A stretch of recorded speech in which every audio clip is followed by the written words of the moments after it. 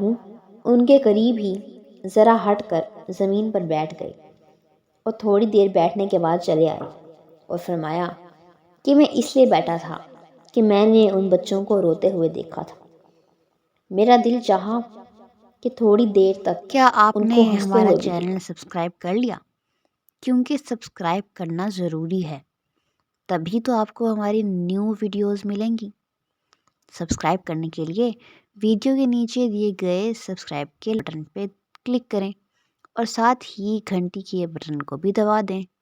شکریہ۔ اللہم صلی علی محمد وعلی آل محمد کما صلیت علی ابراہیم وعلی آل ابراہیم انک حمید مجید۔ اللہم بارک علی محمد وعلی آل محمد کما بارکت علی ابراہیم وعلی آل ابراہیم انک حمید مجید۔ حضرت عمر فاروق رضی اللہ تعالی عنہ کے غلام حضرت اسلم رضی اللہ تعالی عنہ کہتے ہیں کہ میں ایک مرتبہ حضرت عمر رضی اللہ تعالی عنہ کے ساتھ حرہ کی طرف جا رہا تھا۔ یہ اس وقت کی بات ہے جب حضرت عمر رضی اللہ تعالی عنہ امیر المؤمنین ہوا کرتے تھے۔ ایک جگہ آگ جلتی ہوئی جنگل میں نظر آئی۔ حضرت عمر رضی اللہ تعالی عنہ نے فرمایا کہ شاید یہ کوئی قافلہ ہے جو رات ہو جانے کی وجہ سے شہر میں نہیں گیا، باہر ہی ٹھہر گیا۔ چلو اس کی خیر خبر لیں، رات کو حفاظت کا انتظام کریں۔ وہاں پہنچے تو دیکھا کہ ایک عورت ہے جس کے ساتھ چند بچے ہیں جو رو رہے ہیں اور چلا رہے ہیں، اور ایک دیگچی چولہے پر رکھی ہے جس میں پانی بھرا ہوا ہے اور اس کے نیچے آگ جل رہی ہے۔ انہوں نے سلام کیا اور قریب آنے کی اجازت لے کر اس کے پاس گئے اور پوچھا کہ یہ بچے کیوں رو رہے ہیں؟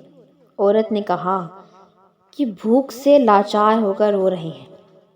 دریافت فرمایا کہ اس دیگچی میں کیا ہے؟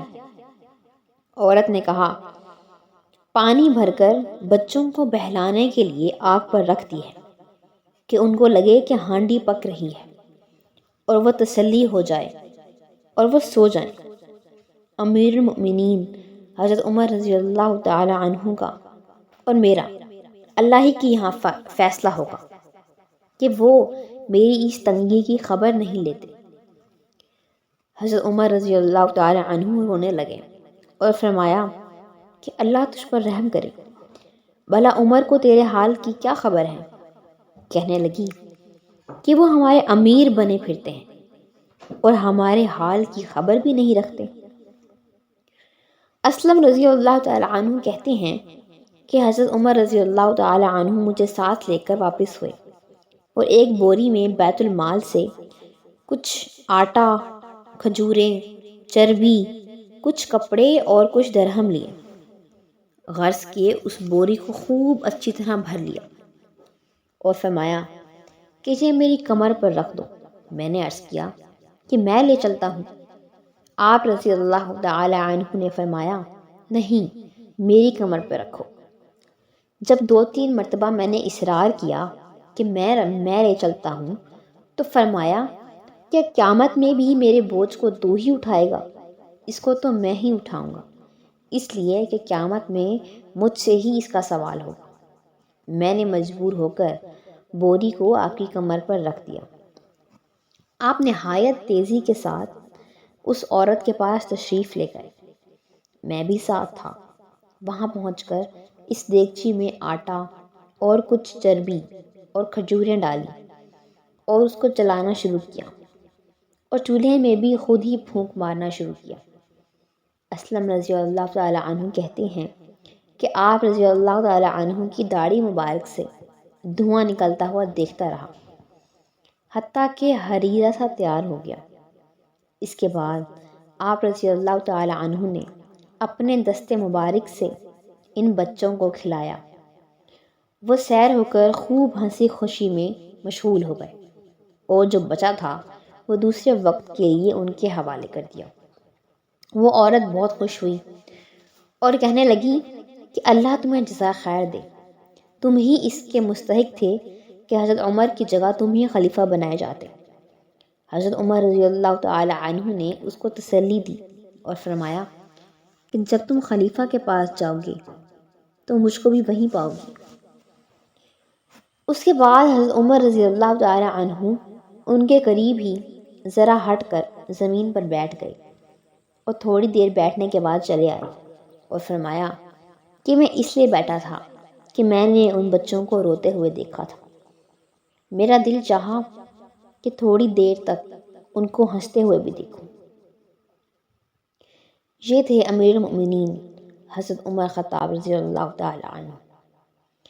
وہ صبح کی نماز میں اکثر سورہ کہف، سورہ طٰہٰ اور اس جیسی بڑی بڑی صورتیں پڑھتے اور اتنا روتے کہ کئی کئی صفوں تک آواز جاتی۔ ایک مرتبہ صبح کی نماز میں سورہ یوسف پڑھ رہے تھے، پڑھتے پڑھتے اتنا روئے کہ روتے روتے آواز نہ نکلی۔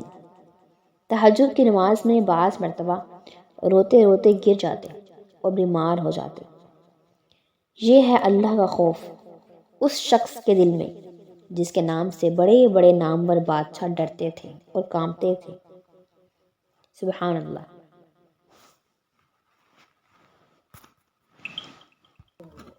اللہ تعالی ہمیں بھی دین کی صحیح سمجھ عطا فرمائے اور ہمیں بھی آپ صلی اللہ علیہ وسلم اور ان کے صحابہ کرام رضوان اللہ علیہم اجمعین کے نقش قدم پر چلنے کی توفیق عطا فرمائے۔